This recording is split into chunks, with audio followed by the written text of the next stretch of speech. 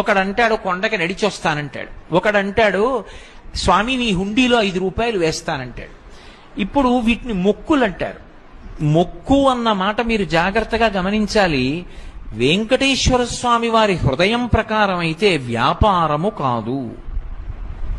అది పాపము వలన దుఃఖం వస్తోందని వాడు తెలుసుకోవాలి. తెలుసుకుని పిలిచావు పరమేశ్వరుణ్ణి, ఆయన ఏం చేస్తాడు?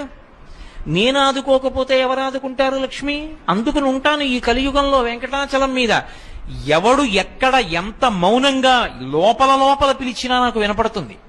నేను వింటాను, వాణ్ణి ఉద్ధరిస్తాను ఆపదలోంచి. వాడు నా మొక్కు తీరుస్తాడు. ఆ డబ్బు పట్టుకొచ్చి నా హుండీలో వేస్తాడు. నేనేం చేస్తానో తెలుసా? పరమధర్మాత్ముడు నన్ను చూడకుండా ఉండలేక, నాన్నగారిని చూడకుండా ఉండలేక వచ్చినటువంటి కొడుకులా, నన్ను చూడకుండా ఉండలేక